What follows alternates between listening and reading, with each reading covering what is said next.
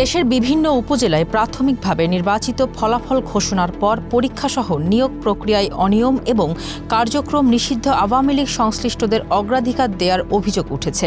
কোথাও বিক্ষোভ মিছিল, কোথাও ঝাড়ু ও জুতা মিছিল, আবার কোথাও উপজেলা নির্বাহী কর্মকর্তার কার্যালয়ে ভাঙচুর ও কর্মকর্তাদের অবরুদ্ধ করে রাখার ঘটনাও ঘটেছে। পরিস্থিতি সামাল দিতে একের পর এক উপজেলায় স্থগিত করা হয়েছে ফলাফল। নাটোরের বাগাতিপাড়ায় ফ্যামিলি কার্ডের তথ্য সংগ্রহকারী ও সুপারভাইজার নিয়োগ নিয়ে বিক্ষোভের সময় ইউএনও কার্যালয়ের দরজা জানালা ভাঙচুর এবং এক সাংবাদিককে লাঞ্ছিত করার অভিযোগ উঠেছে। এর আগে ৬ আগস্ট লালমনিরহাটের পাটগ্রাম উপজেলায় ফ্যামিলি কার্ডের খানা জরিপের তথ্য সংগ্রহকারী ও সুপারভাইজার পদে প্রাথমিকভাবে নির্বাচিতদের ফলাফল ঘোষণা করা হয়। এছাড়া কিশোরগঞ্জের নিকলি এলাকার তথ্য সংগ্রহকারী নিয়োগে আওয়ামী লীগের নেতাকর্মী ও দোসরদের অগ্রাধিকার দেওয়া হয়েছে, এমনটাই অভিযোগ স্থানীয়দের। কিছুদিন পূর্বে দেওয়া হয়েছে কৃষি কার্ড, আপনারা জানেন এই কৃষি কার্ড নিয়ম বহির্ভূতভাবে দেওয়া হয়েছে। যারা আমাদের দীর্ঘদিন 17 বছর কষ্ট করেছে, যুবদল, ছাত্রদল, বিএনপি, তাদেরকে না দিয়া বেশি সরকারের বিভিন্ন দেশে ছেলেদেরকে দেওয়া এইগুলো দেওয়া হয়েছে। এখানে একটা চরম একটা দুর্নীতি প্রকাশ হয়েছে সেই প্রশাসনে।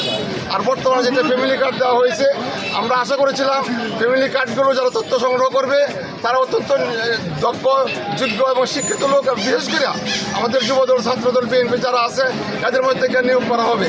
কিন্তু আমরা বিভিন্ন গ্রামে, বিভিন্ন এলাকায়, বিভিন্ন মহল্লা, বিভিন্ন ওয়ার্ডে খবর নিয়ে দেখলাম ইউনিয়নে যে সুপারভাইজার দেওয়া হয়েছে, সুপারভাইজার বিএনপি অথবা যুবদল, ছাত্রদের এদের মধ্যে কাউকে দেওয়া হয় নাই। একমাত্র ফেসিস সরকারের আমলে যারা শুধু বুক করেছিল তাদের মধ্যে একজনকে দিয়ে এখানে সুপারভাইজার নিয়োগ করা হয়েছে। এটা পুরো একটা দুর্নীতি। খুলনার পাইকগাছা, কক্সবাজারের মহেশখালী, বাগেরহাটের চিতলমারী, সিরাজগঞ্জের রায়গঞ্জ এবং রাজশাহীর বাঘা ও তানোর উপজেলায়ও ফ্যামিলি কার্ডের খানা জরিপের তথ্য সংগ্রহকারী ও সুপারভাইজার পদে প্রাথমিকভাবে নির্বাচিতদের ফলাফল ঘোষণা করা হয়। ফল প্রকাশের পর এসব এলাকায়ও নিয়োগ নিয়ে নানা অভিযোগ ওঠে। সমাজসেবা অফিসার, তার পরিবার এ টু জেড ইসলামের মেম্বার ছিলেন। সেই জন্য সে এই সরকারের কোন প্রকল্প, কোন এজেন্ডা বাস্তবায়ন করতে দিবে না।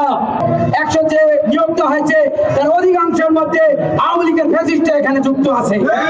বারবার বলেছি, যারা এই কার্ডকে বাতিল করার জন্য, বিতর্কিত করার জন্য ষড়যন্ত্রে লিপ্ত,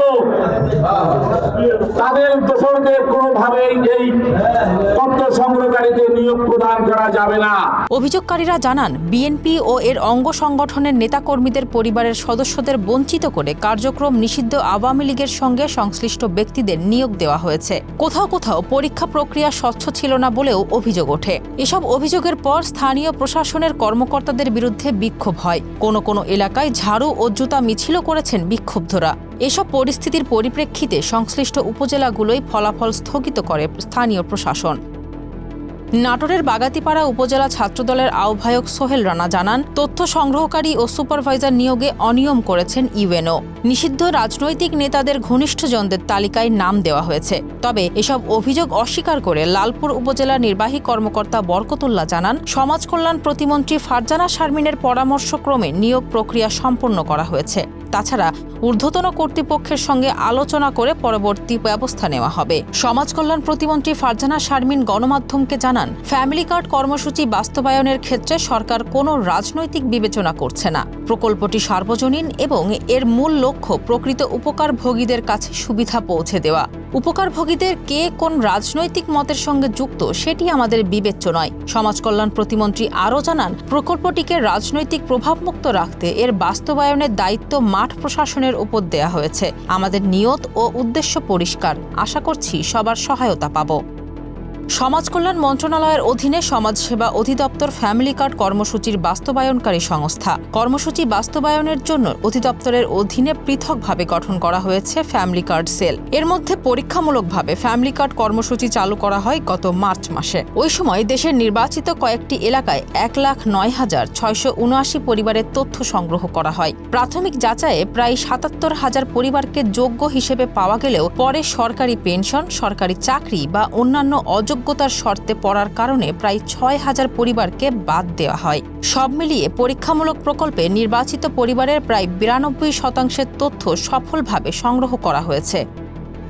পুরো কার্যক্রম তদারকি করবেন বিভাগীয় কমিশনার, জেলা প্রশাসক ও উপজেলা নির্বাহী কর্মকর্তারা। সমাজসেবা অধিদপ্তরের কর্মকর্তাদের বিভাগ, জেলা ও উপজেলা পর্যায়ে সমন্বয়কারীর দায়িত্ব দেওয়া হয়েছে। একে আজাদের প্রতিবেদনে ফারজানা হাসিন, মানবকণ্ঠ।